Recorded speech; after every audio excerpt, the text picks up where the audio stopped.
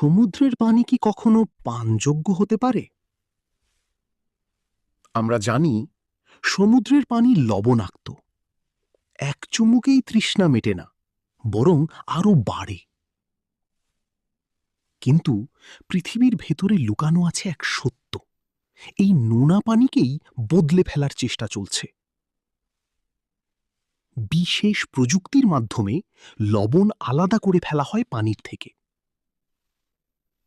যাকে বলা হয় ডিস্যালিনেশন। যেখানে মিঠা পানির অভাব, সেখানে সমুদ্রই হয়ে উঠছে ভরসা।